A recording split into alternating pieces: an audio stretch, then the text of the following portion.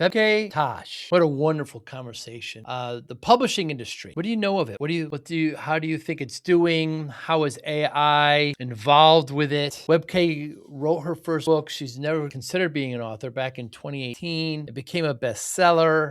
Then she decided to write others. They didn't work out so well, had issues with Amazon. She's originally from Germany. When we talk now, she's in Mexico, but she's a world traveler. So now she helps authors publish and, the editing process, the book cover design. There's so many aspects to it. But we see that books generally don't make a lot of money. So why do it? You use the credentialized to tell your story. But she helps authors do all this. And it is a great industry. In Europe, it's very different than it is here in the States. States, I believe Amazon has 80 to 90% penetration, whereas in Europe, it's about half, 50%. But just a fascinating discussion about the publishing world and what it's doing in books. Really, really thank you, okay, for your time. And thank you for watching and listening. Hi, I'm Joey Pinz, and here's my 45-second introduction. After starting my business in the 90s, I started developing poor habits of eating in my diet because of working way too much. Before you know it, I found myself 340 pounds. The doctor told me if I don't lose the weight, I'm not going to see my daughter graduate. Took the next 7 months, lost 130 pounds. People think there's some secret. Ask me, how'd you lose that weight? Like there's some secret. There is no secret. How'd I lose the weight? Just one word, discipline. I've had other successes in life, and I attribute them all to discipline. Now, I'm not the king of discipline, but I believe that it can help all of us. Friends, colleagues convinced me to start a podcast. The podcast mission? How do we better ourselves and society? I talk to interesting people in health, fitness, sport, wellness, business, technology, science, art, and culture. And I eventually ask them how discipline plays a role in their life. Podcast vision, growth through learning from others. Wiebke Tasch, thank you so much for your time. So what is it about train travel that attracts you so much? Oh, so when I was my first job in Germany, I was actually a train attendant for Ah, the Deutsche Bahn, which is like, the long distance fast train company. And I just loved it. I had like a uniform, I had a little hat, I had a whistle, and I met so many people. I was 18 years old, and I went to every city in Germany, Austria, Switzerland, and yeah, just was amazing job for like a first job. Was great.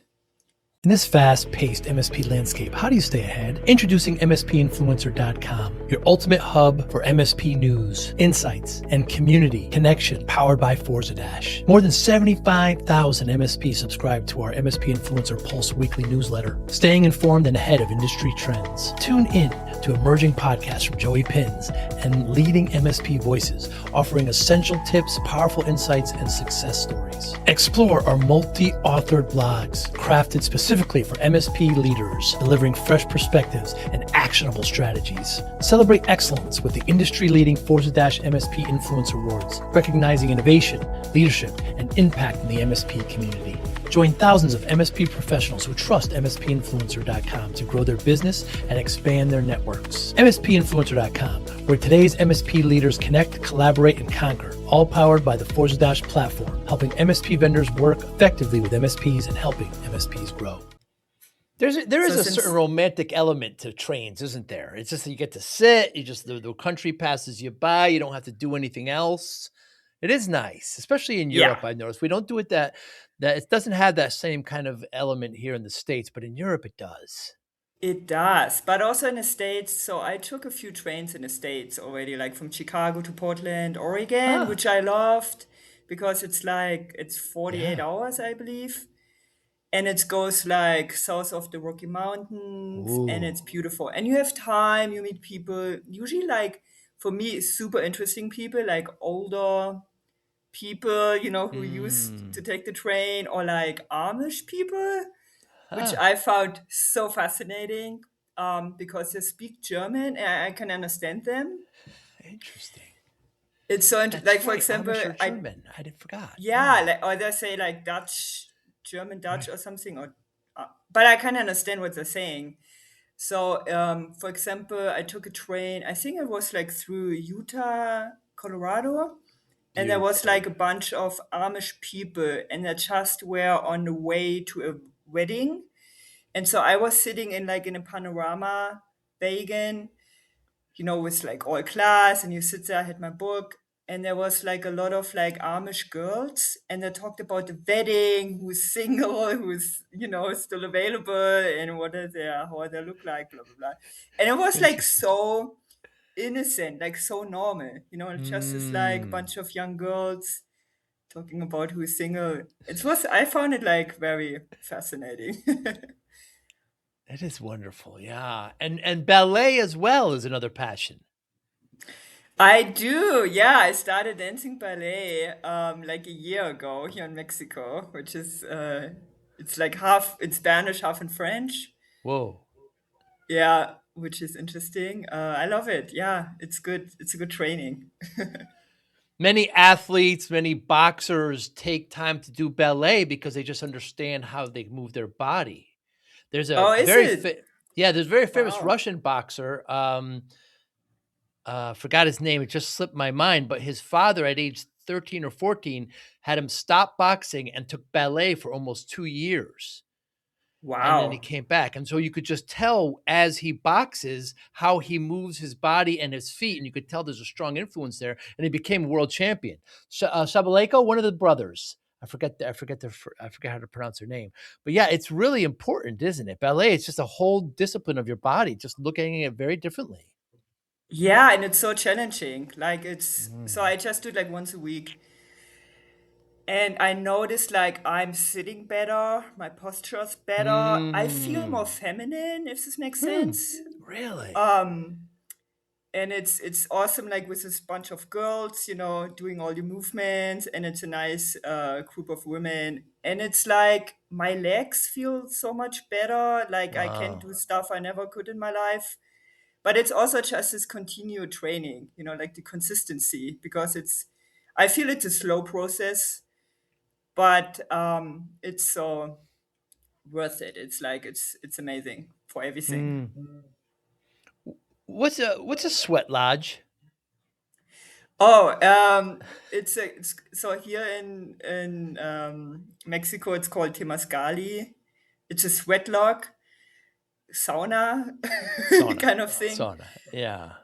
but it's here more a little bit like mystical. So like I go maybe like every 3 months, and usually someone, you can say like a shaman does it. I go to a place, his name is Eduardo, and Huh. you have like old, I think it's like like volcano stones. I see. And so you go in and someone cleans you with like copal, Wow. and then you go in, and then there's like singing and drumming, and then you have like 4 rounds. So you like after every round, so someone open the doors, and then you get like some air in it, and then after the round, the shaman or his helper putting in like more stones, so it's get hotter, and it's very dark. It's kind of like, Hmm. people also describe it as like a womb. You like in a mother's womb, and it's kind of like a rebirth thing you do, and it's a couple of hours, and it's a good reset also for your body. And I'm like, so when I was younger, my family, we went like once a week to the sauna, like swimming and then sauna. And for me, it's like, it's very nice. It's a good like body reset. It's very healthy. And I never get sick. So like, since I'm doing Mm. it, I'm never sick. I was sick the last time, like maybe 5 years ago. So yeah, That's highly recommended. yeah, even sauna they're finding is so healthy. We don't do it as much in the States as we should, but in especially I think Germany, they like it really, really hot as well, like especially hot. Yeah. Yeah, I found the Temascali here. It's not as hot as like the Uh, sauna in Germany, but also I think Germany is a sauna country, but not as like Finland and the Scandinavian countries. There's like mm. they do like sauna every day, I think. Yeah, they treat it very, very differently there. Mhm. Webk, you wrote your first book at 2018 and it became a bestseller. Tell me what that was like. Yeah, this was interesting. So I never intended to writing a bestseller. So I was maybe you have to understand the difference between like a United States mindset and Mm, a German mindset. mm, It's like the mm. German mindset is just, you go to school, you study, you meet your future partner, you get married, you do like one job for the rest of your life, and that's it. Wow. Just follow the path. And like after college, after my master's, I went to the United States and Canada, like for a couple of years. And when I came back, my mindset shifted so much. Like Hmm. I was like, I don't want to do this like same old same German, go A, B, C, D pass. I just want to do my own thing. So I started Googling how can I make money online, because I was like, I just want to, go keep traveling, do my thing. And then it was 2018. So there was a lot of blog article out there. I think there was a time where like everybody had a blog. And Hmm. so I ended up on this one blog of how like digital nomad style and how make money online. And someone wrote like, through writing, if you're good in writing, you can like make money online. I'm like, okay, I love writing actually. So I wrote a book, and it was like a nonfiction, like how-to book for women. And I just uploaded it on Amazon, did my own cover, did zero editing or proofreading, and just uploaded Really? it. Yeah. And then, but after a few months, I decided put some money into editing, get an editor over it, updated the cover design, and after 18 months, somehow it became a bestseller in the Amazon niche. And I made so much money, for me, a lot of money back then. And so I quit my day job and just went full in writing and traveling. So, and this was also the beginning of like how I ended up with my publishing agency, now US based. And yeah, this was the very first step to go Hmm. there. And it was a surprise because I had like zero idea what I'm doing. And I still feel it was like a lucky strike. And then I published a second book, which failed, a third book, which failed. Right. But it was really a good thing because I could like understand what did I do? Um, how could I become a bestseller with like no intention? And I could just see that I was lucky to find a niche which had like very low competition. Search volume was high. And after this, with my books, I intended to like keep going and make money.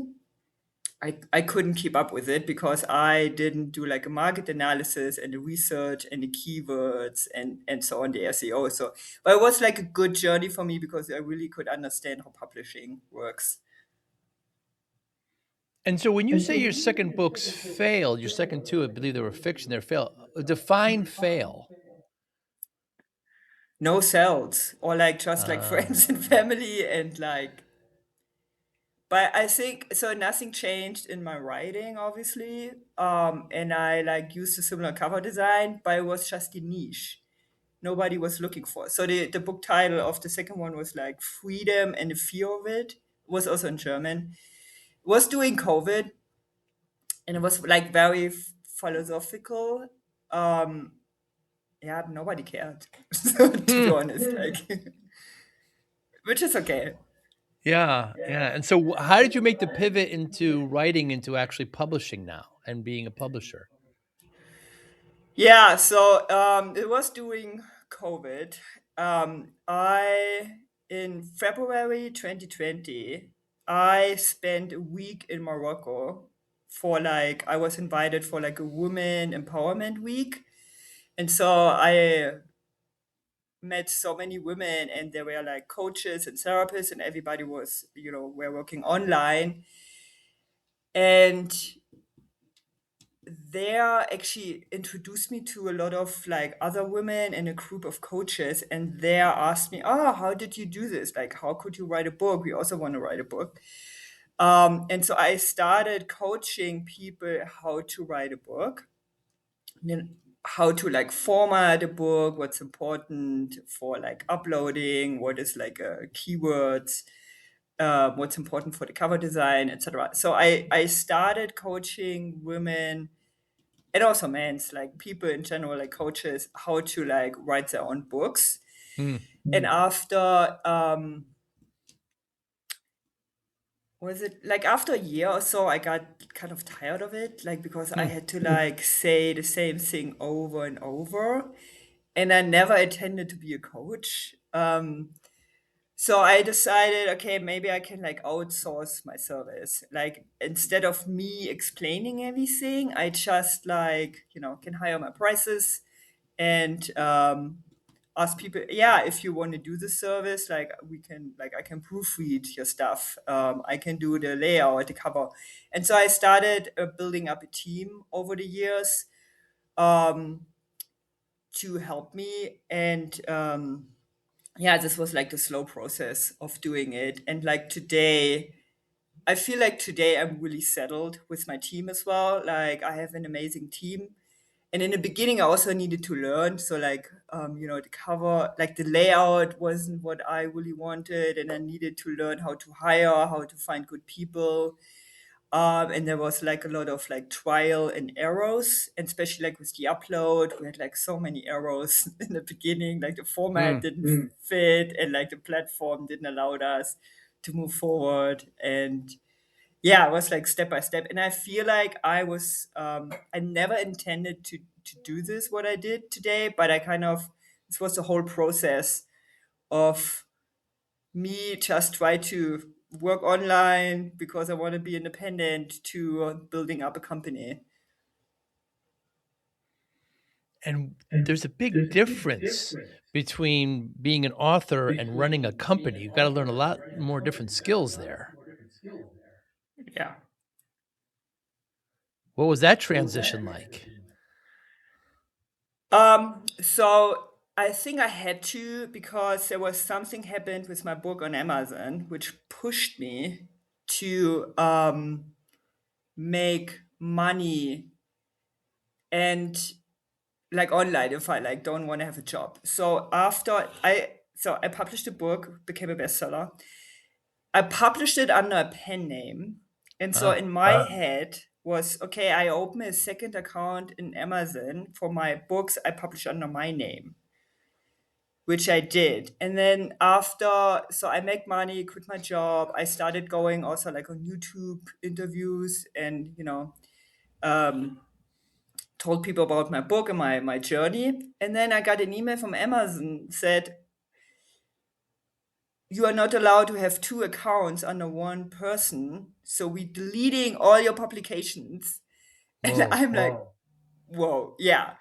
And I tried to, because I didn't know, and I tried to like contact the Amazon customer service in Seattle, in Munich, in Germany. And I'm like, I tried to explain, like, I'm sorry, it was a mistake. Like didn't know. I didn't read like the terms and conditions.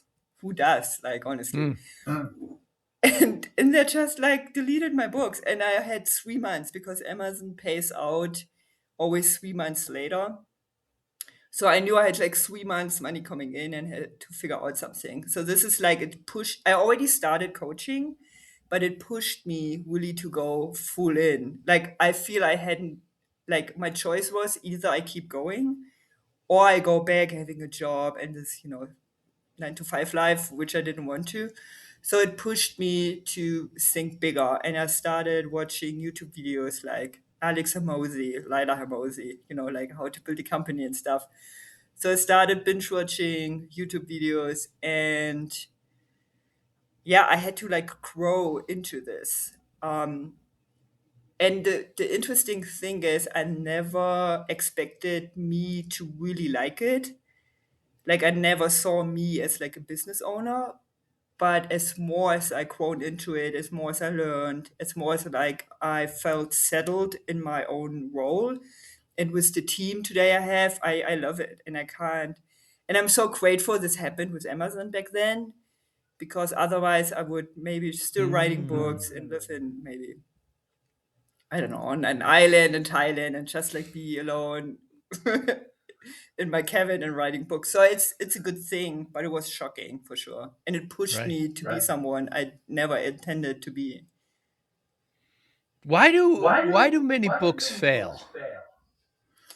Uh, yeah, I would say nobody, like a few people really understand the market, and nobody really do like a market analysis.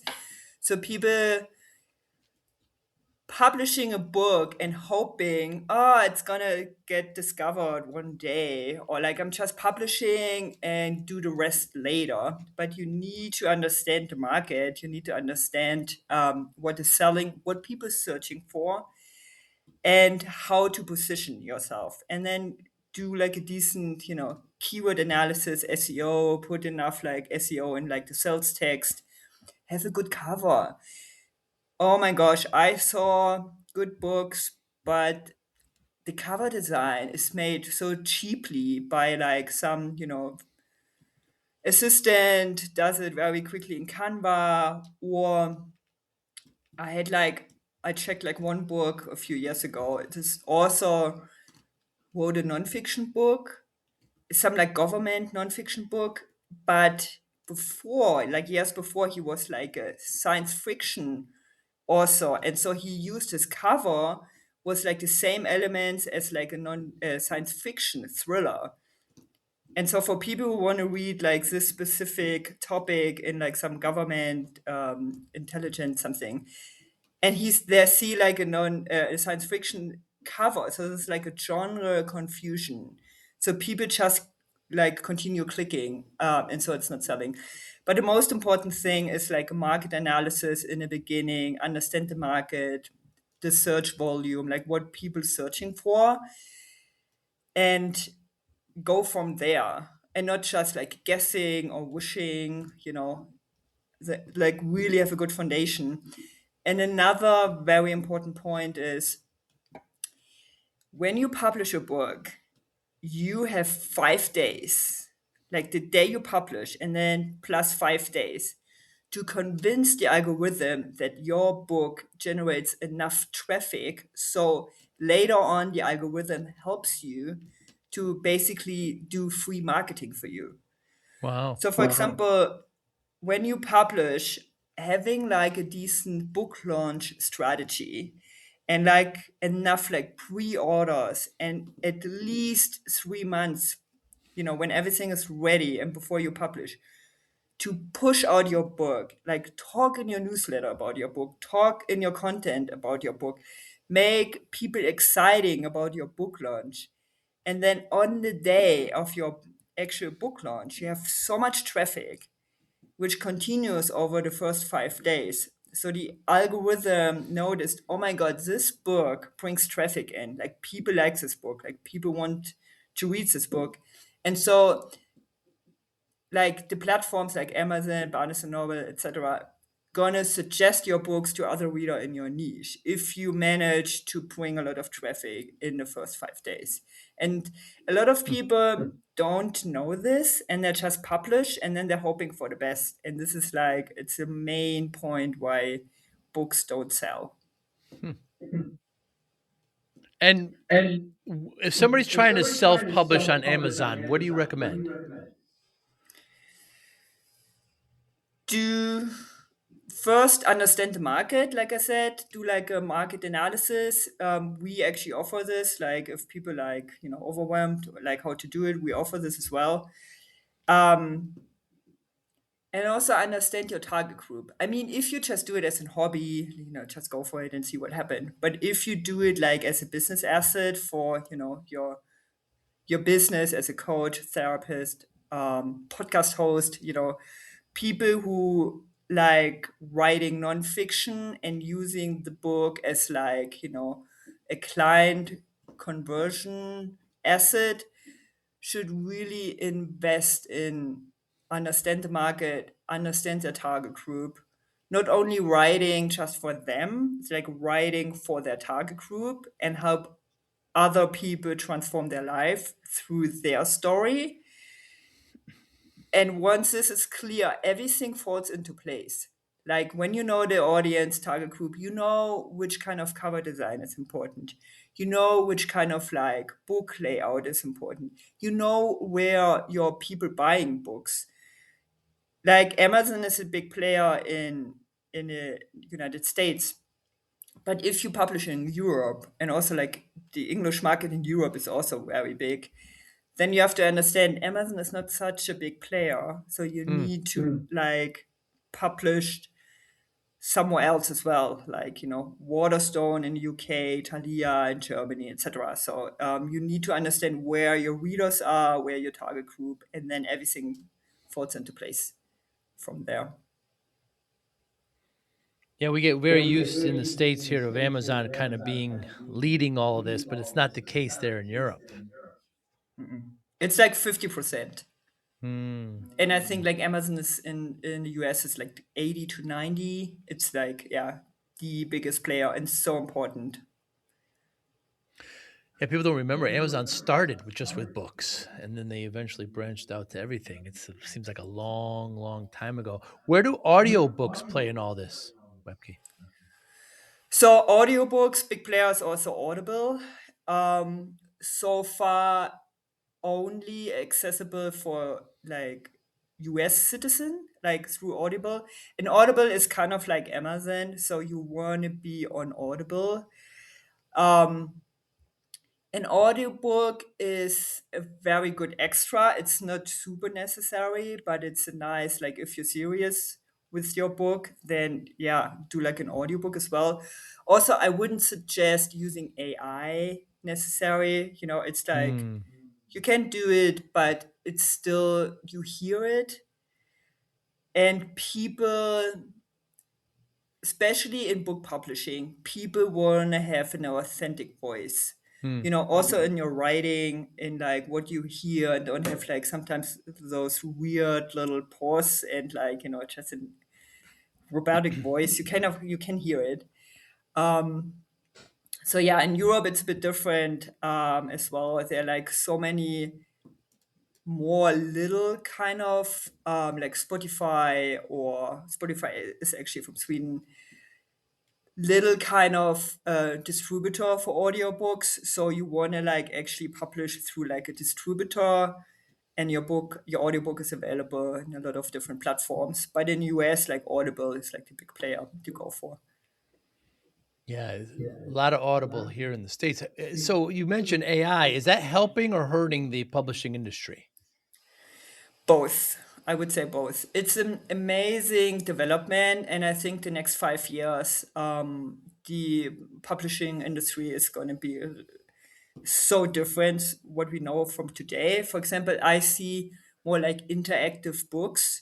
So if you like have an ebook and then you can click on something and you have a video, explaining your content, or like an audio and Hmm. whatnot. Translation is going to be amazing. A lot of, you write a book in English, and then the next you can like translate it within seconds, basically, into German and Spanish and Italian, etc. That's going to be so good, like for authors to reach like a global audience, which costs before like thousands of dollars and like months of like translating a book. What I see a little bit critical, and I already see it, is like people using too much AI for the like actual writing process, Hmm. and especially using like ChatGTP. I already see the same sentences. I'm not kidding. It was just like the last few weeks. I had like two authors, and I was like going over the manuscript and seeing the same languages, like the same Wow. sentence.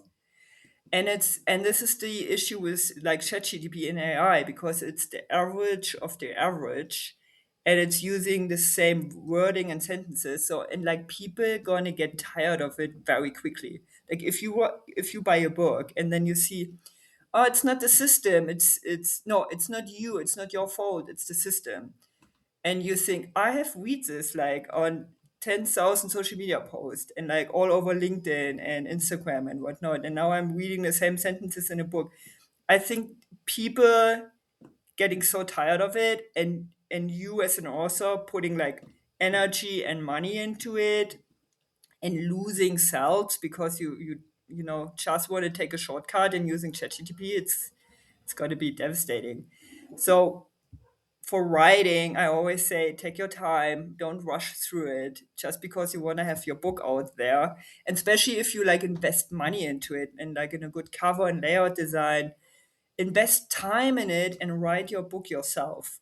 You can use, AI, Claude, ChatGPT, whatnot to like for outline your book. It maybe help with like some proofreading and stuff, but don't let your like AI write your book.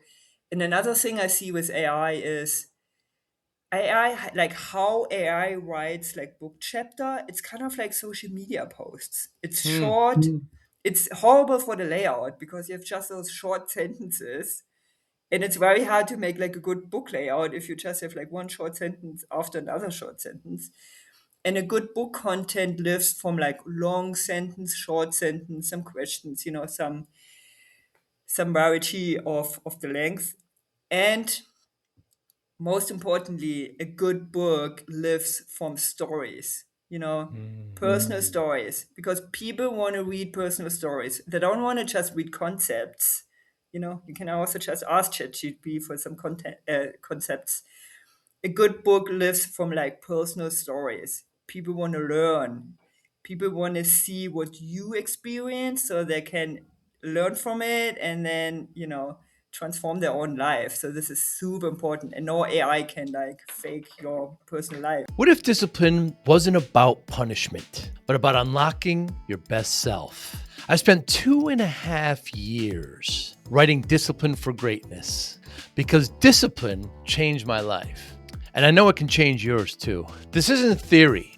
Inside, you'll find real, practical steps you can use immediately to focus better, build stronger habits, reduce stress, accomplish your goals, and bring more balance to your life. Whether you're trying to get healthier, improve your career, or simply feel more control, this book gives you the framework. Start today. Grab your copy of Discipline for Greatness at joeypins.com/book. Thank you. You know. Talk to me about the editing process, Webkey, because I know with my book that was the most painful. I know. It took over a year, almost 2 years, and it was just absolutely painful. How important is that? Will AI help there? So yeah, editing is like it's kind of the foundation of a book, like the market analysis. It's so important, and it depends on the book and your writing, and if the author has experience. But so what we do is actually we do like 2 rounds of editing, and I always suggest the author before we starting the process that they have like some B reader, like some if you are very serious with your book, hire another editor. If you don't have much funds, then ask friends and family, but it's always better like have like someone professional read over it. um and so when an author comes to us, the first thing we do is like a development feedback. And so we go very deep into the manuscript and say, okay, here this is good, this is bad, we need like more personal stories here, this makes no sense, this makes sense, like. Hmm. And we go through like how the chapters are built on each other, which is super important. And we going in with the lens of the reader, like, because we want, and this is so hard in a book, we want to make sure if someone reads the book, they stick with it. They're Hmm. not just getting tired after a chapter and then say, okay, ciao, I don't want to read it. So we want to make sure the reader stays with the content and goes from chapter to chapter and see themselves in personal stories. And this is why like personal stories are so important, because if you explain a concept and then you need to tell a story, because stories are what's going to stick with the readers. Right. They Right. remember stories, they don't remember concepts. But you also need to explain. If Hmm. you just like tell a story, then it's like fiction basically. So it needs to like have a good mix out of like personal stories and conceptual writing. And so in the development feedback, we're going through this and make sure the book really converts and like keep readers engaged. And at the end, what we do is we try to convert them into step by step, usually like the community of the author, make sure they're following. Maybe the author have like a private group or like a course or whatever, to make sure like we don't lose the reader, so we really convert them into like followers. And from there, might be convert into clients, etc. So this is the first step. And then he also goes over it again. And then when the authors is done, they're also free to like ask follow-up question. And then we're gonna go over it until like everybody feels okay, the book is now done. And at the end, we have like Carol is her name. She does like the final proofread, and we're checking like just grammar, punctuality, are there any mistakes, and just like is it like a good flow into it. So usually like at least two people go over the manuscript when we do it. And like I said, and we always suggest before, have like some B readers, some beta readers, and get the feedback. And in German, in the book industry, there's a saying: a book needs to be written at least 3 times, Hmm. which is true. Like first you write a book, um, then you go over it, you go over it, you go over it until it's like it's a good content. And this reminds me of this one author. He was like from the States. He was this, I forgot his name. I think he was the leader from the Mormons, like in Utah. I think I pronounced it weird. The So this Mormons, one Joseph moment, Smith. Yeah. yeah, and he wrote like 140 books or so. But Okay. he wrote a book. It was just the first draft. This is why he could like publish so Oh, many books. you're talking about L. Ron Hubbard, Scientology. Yes, he wrote a lot of science Oh, fiction okay. books. Just first drafts. Nobody edited those things. Very true. Yeah. Yeah, Yeah. this is why he could Yeah. like publish 140 books or whatnot. I don't know how many, but Yeah. yeah. Yeah. You could tell it was never been edited. But I had so many editors go through my book, Webk, and I swear I open that up now and I still find mistakes. It just drives me crazy. So it's just you do your best you can, and get probably don't get too stuck on that, I guess is my point, right? You still want to get the message Yeah. out. Yes, and there's another thing, like if the book is done 80%, just let it go, because you Right. always. Right. Oh, funny enough, we have like in German a word for this called Hmm. verschlimmbessern, which means basically that you can like make or like edit things for the worst. Like once you're like 80% done, you're done. Just make sure there's no like major grammar mistakes and stuff. Right. But if you keep editing, you can like destroy your own book, because Right. then you just like see stuff in a detail which actually doesn't make any difference anymore. So like, yeah, you have to like let it go at some Let it point, go. which is super Yeah. hard for people. I get it. Yes. Yeah. Yes. When the author is writing, how often do they have to keep the reader in mind? Always, always. The best approach is go a step back from your own. I don't want to say ego, but I don't have another word. But take a step back from your own story and just see what your knowledge, your wisdom, how can this serve other people? Because if you're just writing for yourself, like, oh, look at me, what I could do and what I done, la la la, you lose readers because it's Hmm. about them, it's not about you. And this is like a hard kind of like a mindset shift to do. to see yourself kind of like as a wisdom vessel for other people.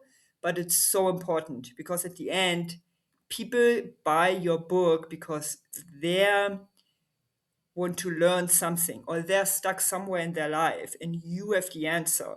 So having this in mind that you writing for other people, it's so important and really can help as well in the long run to get more sales in because it's very transformative for other people and this is what you want to reach. Yeah, very, very true. It's an interesting industry. And are more books being read and purchased now than ever? Is that a difference between the States and Europe? Oh, that's a good question. I don't know. Yeah. So the book industry is always growing. Yeah. That's for sure. There might be shifts between ebooks and like paperbacks. So there was when ebooks came out, there was like a slow shift towards ebooks. I think the last couple of years there's a shift again back to paperback, but the audiobook industry is growing massively. Hmm. Um, in Europe, for example, like in Germany, Germany is actually the second largest book market after the United States, which is Wow. interesting. Yeah, because Germany is such a small country, and there's more like English books selling. Then there's new markets, especially like ebook markets opening up in like Africa and South and Central America. So they're like platforms. If you write in Spanish, particularly like there's like one self-publishing platform in Italy who distribute your ebooks in Spanish and all like in Argentina and all like the South and Central American Hmm. countries where Amazon isn't present. For example, like I think Argentina, you can't have Amazon in Argentina. Like I think like Amazon doesn't exist in Argentina. I don't know why, but if you like writing books in Spanish, so you need to like use other platform for this. Anyway, like the market, like those markets are growing. African markets, there are a lot of like African countries that speak English and starting people starting having more like phones and can like read books on their phones and stuff, so this is like a growing continue growing market for sure. So in general the book market is always growing and it's sometimes like a few shifts from ebooks to paperback forth and back. Yeah. Webke, is there something that you believed strongly, firmly in 10 years ago that you no longer believe now? Like regarding books, Anything? anything. Wow, it's a good question. I think 10 years ago, I never saw myself running an own company, especially like in the US. Also, like my English is good because, Very like, good. I remember 10 years ago, I just spoke like my school English. It was so bad. It was just like small talk. I had a boyfriend from Oregon. Oh, it's like 10 years ago. And with him, I really like improved my English. Um, but I remember I didn't even know what a scissor is, like a scissor. Yes. Scissors. Yeah. Yeah, so I never saw myself, having my own company, going on a podcast tour, talking with people. So I believe everything is possible if you just keep going, put your mind to it. Even if shit hits the fan, like in my story with Amazon, just deleted my books and I had to like figure out everything again or like figure out everything. It's always good to just keep going and never give up. Also, never ever listen to other people Hmm. because for example, when I started writing and self-publishing, everybody said it's just a hobby. You're never gonna make it, and I never really made it with like my writing because Amazon came in between. But I made it as a business owner, which I love so much today. I'm so grateful, how everything went. So, yeah, I would say always trust your own intuition, keep going, and never listen to other people who, living a different lifestyle than the life you want to live. Yeah, the haters are, you always want to keep them kind of arm's length, keep them away. For sure. I heard this great analogy recently where the crow is the only bird that'll attack an eagle. So an eagle will be flying, and the crow will attack it, jump on its back, and start pecking at it.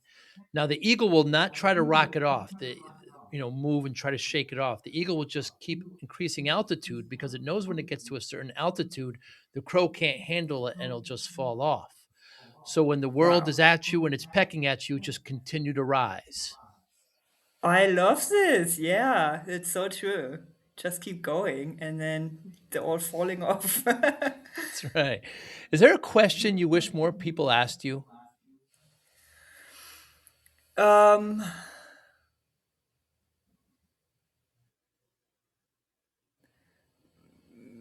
like regards book publishing, Anything? I would say how can be my book really successful? And then Hmm. I would suggest do market analysis. Privately, maybe like people asking more, how are you doing? But really like Hmm. want to listen to it. Not just how are you doing? And then moving on, but like, oh, what do you need? Like, how are you Hmm. doing? What do you need? Hmm. How can I help? How can I help? Yeah, what do you need right now? Because I think if all people asking this question, we as a human would be so much further and in a so much better place if we would everybody would ask, what do you need, how can I help? Hmm. If somebody's already published a book, is it too late to try to make it great or try to market it because you missed that 5-day window, etc.? Could your firm help in that? Yeah, like so again, it's always come back to the market analysis. What we would Hmm. do is like checking the market first and see how a book can be repositioned. And then we just checking the data, if there were there any sales ever or never, or is this growing, falling, or was there sales in the beginning and then it's you know dead ended, so to speak. And we would decide from there. So if there's just nothing, we would say, okay, let's just like unpublish this and then republish it, and then make like a makeover. See if we need to like reposition the book with like new keywords, new cover, new layout, and everything, and republish it. And if there is already like traction, like the niche is okay, then we would just like do a makeover with like new keywords, new cover, and so on. But there needs to have like proven data in the background, Hmm. like proven sales and proven views, whatnot, for like just do like a makeover without republishing it. But in most cases, like just unpublish and republish it makes the most sense because then we play with fresh data. I see. Yeah. Hmm. So, okay, I started my business in the 90s and I was working way too hard and not paying attention to my own health. And, I was in my 20s, nothing could hurt me, and, you know, uh, poor diet, etc. Next thing I know, I'm in front of the doctor. She tells me I'm at 340 pounds. So I had gained all this terrible weight. I didn't know I was that big, but I knew I had gained weight. And she tells me if you don't lose this weight, you're not going to see your daughter graduate. So my daughter was just born. Yeah. So it scared the life out of me. So spent the next 6, 7 months, lost about 120 pounds and kept it off. You can't look at these things as finishing lines. These are lifelong changes. So when I tell people this story, they always say, what's your secret? What you do? And I say, there's no secret. Discipline, focus, motivation, routine. How does discipline play a role in your life? So important, like so important, because just like having your own business, nobody tells you what to do, when to do. You don't have a schedule. So you need to, like, and it's so funny when people know me from like when I was a student, I was like thrifting, like waking up noon, like Hmm. every day and stuff. And now I'm like so disciplined. Like I wake up every morning, same time, do meditation, um, having my green tea, checking emails. And so like I have like really my daily life now is so structured and it's so important. And discipline helped me to keep going when I never or when I didn't saw an outcome, but I knew I just have like I need to do like daily marketing. I need to do like daily like LinkedIn outreach.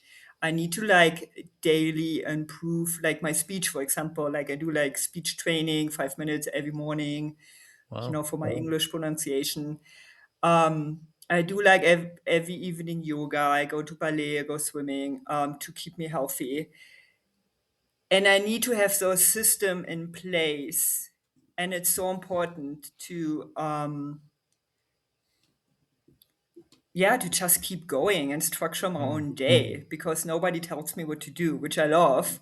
But it's also in the beginning, I was like, oh, I do a little bit of this here and sometimes there. And then a client comes in, and then I completely stopped doing any marketing and stuff. And then when I was done with the client, like, oh, no, no, I need to have a new client, need to like do the marketing all over again. And like, yeah, until I understood, no, it is like an ongoing thing. And I need to structure my day, and I need to like implement systems to keep going and not like just be like this, like I want to like be consistent every day, um, doing what I have to do to, be who I am and keep my business alive. The term discipline in it means so much. I appreciate you say systems, and I believe that too, by the way. I equate that to systems. Some people have varied. I've asked that of every one of my guests, and my book is, discipline, I feel, is a spectrum of many things. But the word discipline itself, when translated in many of the different languages in Europe, can mean very different things. In German, the equivalent, does it mean similar? Is there a different word for it?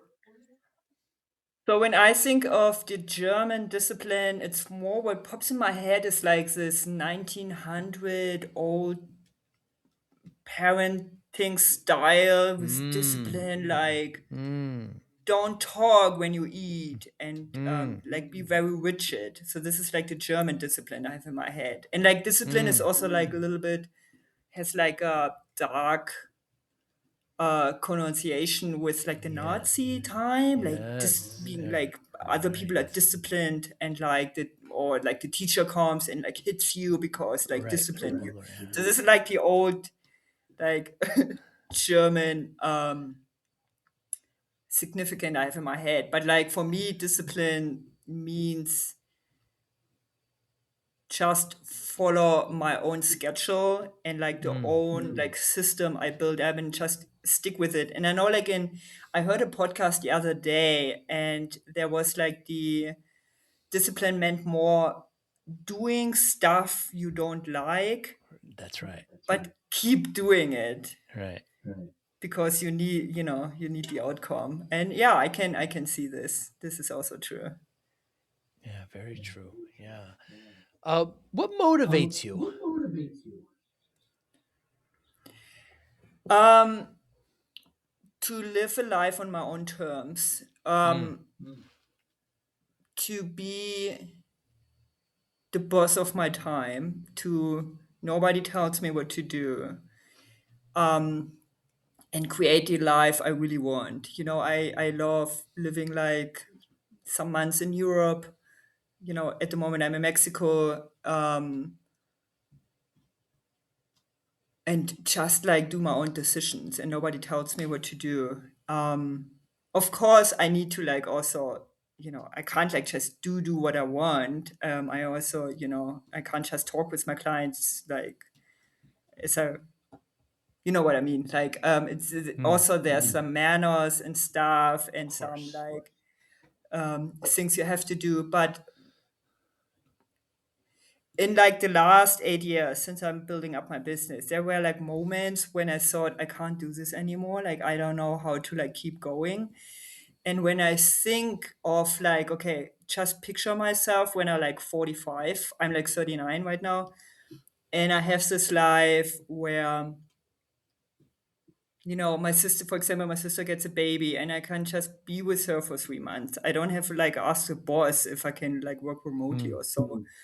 Or if I want to like spend the winter in Italy, I just can do it, and have this freedom. This really motivates me, like in my, I really picture my 40s to be so free, and the life I really want to live. I want to learn skiing again, and then I can just like move somewhere for a couple of months and go skiing every day and working from there. You know what I mean? And like those moments when I like ask myself why I'm doing this, living here, low budget, putting every money, every dollar I have back into my business. I have to speak in English the whole day, like in the second language. It's another layer of complication. And I always said, but I don't want to go back like working for someone and someone Mm. dictate my life.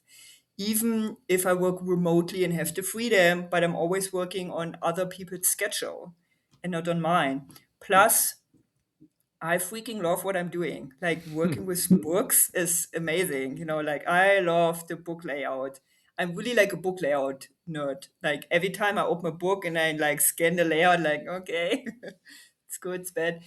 The cover design, working with authors, like because it's such a process. I'm friends with everyone I work with. Like at the end, in the beginning, it's this like typical client service provider relationship, and at the end, we like friends because it's so transformative. This process, like going deep into a subject, like be vulnerable. What people writing about, it's very personal, and going through this process with someone, like giving feedback, seeing this book comes alive, in like an editing process, and in the layout process, then we're going to do the cover design, and then the upload and preparing for the big book launch. This is such an intense and an amazing process. So I just love this, and I want to like keep doing this forever, and I can't see myself doing anything else. Yeah, this is really what keeps me going. And when you spoke right there, you didn't say it till the end, but I kept thinking freedom. You want freedom. So how do you measure success based on what motivates you? That success for me is like the things I want to do, the decisions I want to do, and nothing holds me back. Like I can just decide what's next and just do it. I don't have to ask permission. I'm just my own person. Obviously, we always in relationship with other people and like include other people. That's but at the end of the day, like creating the life you really want to live, this is success for me. Want to show your love for discipline, inspiration, and the Joey Pinz podcast? Now's your chance. Introducing the brand new Joey Pinz merch store, where style meets discipline. Choose from premium apparel, cozy hoodies, stylish hats, durable bags, and your new favorite coffee mug, all featuring the iconic Joey Pinz logo. Perfect for podcast fans, discipline enthusiasts, or as unique gifts for friends and family. Every purchase supports the Joey Pinz Discipline Conversations podcast, helping us continue to inspire greatness and promote positive change. Visit joeypins.com/store today and wear your discipline proudly. Joey Pinz merch. Wear it, share it, and live it. That's wonderful. That's absolutely wonderful. Great. Such a great pleasure speaking to you today. I love your story. I love how you keep going. I love freedom as well. Anybody wants to get in touch with you, what's the easiest way to get in touch with you, Webk? Yeah, so I'm very active on LinkedIn. So just, check me on LinkedIn. It's Wiebke Tasch, which is Wiebke and Tasch, Tasch. Also, my website is www.digital-authors.com. And if one of your listeners is serious about publishing a book, feel free, come to me. We do a market analysis at no cost and see if your book has potential, how you can position yourself, what is your competition, if it's low enough. So, as a first time author, you can really occupy a good niche and then go from there. And yeah, hope to um, see you and publish some good books together. Digital-authors.com. You're on LinkedIn. You're also on Instagram and on Facebook. Whenever we're in the next geography together, perhaps we'll get a cup of tea. Great pleasure talking with you today. This would be wonderful. Yes, thank you so much for having me. Thank you. Be well. Thank you for listening and or viewing Joey Pinz Discipline Conversations. Please share this episode with one or two of your friends who you think may benefit from the episode. Our website, www.joeypins.com. There you'll find lots of resources and you could join our mailing list. Please follow us on all our social media, Instagram, Twitter, and Facebook. Podcast information, the video version of our podcast is on YouTube. Please subscribe.